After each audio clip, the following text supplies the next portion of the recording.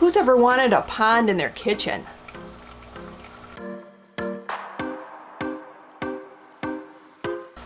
Well, during last week's video, I mentioned that I was going to be working on a number of different ponds, and I even said that I would even put a pond in the kitchen.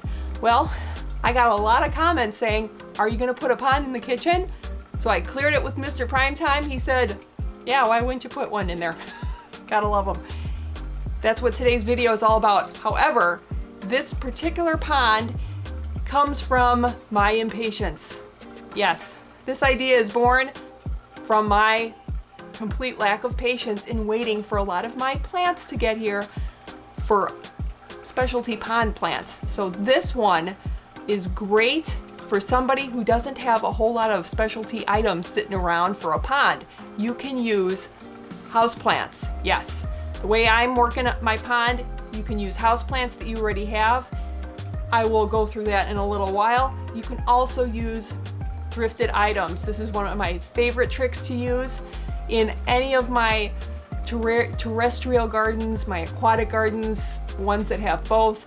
Use thrifted items. You wouldn't believe what you can find. Little teaser for Saturday's video too. Okay, so this is going on the kitchen table.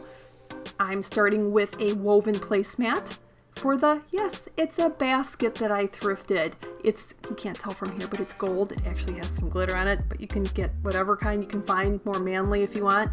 And a very large glass bowl. It's actually about 1¼ gallons. It holds a decent amount of water, especially for who I'm putting in there. And for where I'm gonna put the plants outside of the glass bowl, I'm using as a liner a big, large garbage bag and filling it with potting soil and 2 plants. I only use 2 plants, a Pink Illusion arrowhead plant right there, and then a curly fig.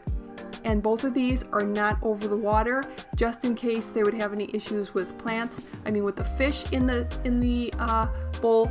But you can look that up online. I would highly recommend it. Any plant that you're looking at, just Google and see if it's toxic for fish. I'm also using one of my favorite things to use in any kind of garden, preserved sheet moss, which you can get anywhere. Love it. And I'm just using it to look like, well, grass. It's really great because it stays that green color and it doesn't need to be kept moist. And here we go with the liner. You just cut off the excess when you're done planting and then tuck it around your little bowl, which can be a little tricky. It keeps wanting to pop up, but you can mess with that for quite some time. And then you can always add a little bit more of the sheet moss, or if you're going to be adding some driftwood or other rocks or figures or whatever, that can all help to secure it. And then I'm just adding a little bit of preserved moss outside of the bowl on the other side, just to disguise part of the basket. Nothing really fancy or thorough, just a little bit of green on the other side.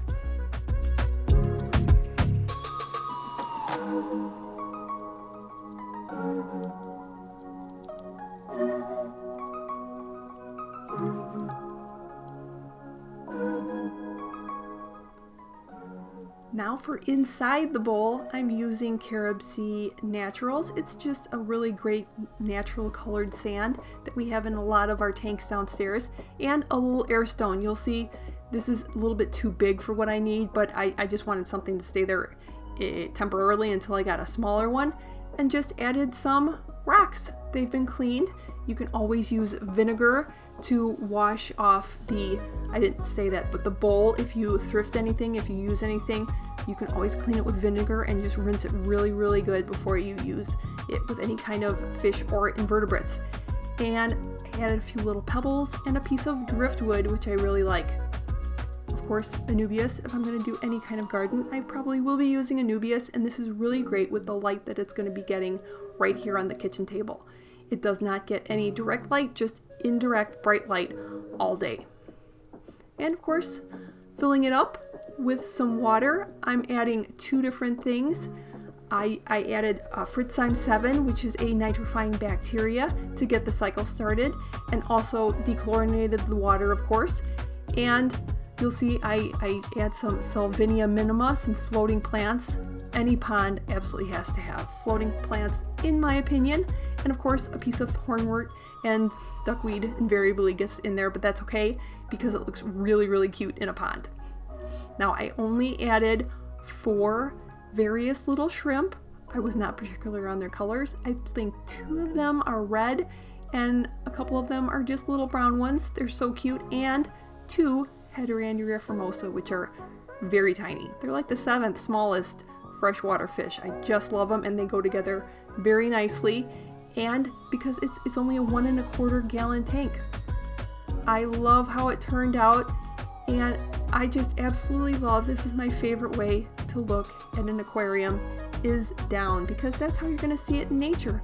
And that's also why, well, if you ever see me do an aquarium, I'm probably going to try and add land. And if I'm doing a terrestrial garden, I'm probably going to want to add water. I really love when a garden or any kind of feature like this has both. It has both land and water, just because that's how it is in nature. You usually don't walk around out back of your house and run into a glass bowl of water. It has land surrounding it. So I just love this, especially at a table. It's perfect for a pond because as you're sitting, you can just kind of look down and see your little guys.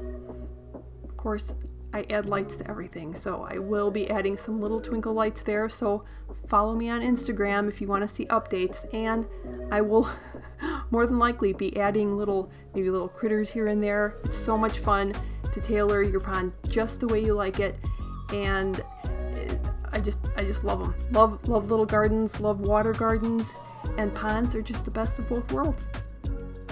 Hopefully this project gave you some inspirations that it's not that hard to create a nice little pond, nice little garden of your very own.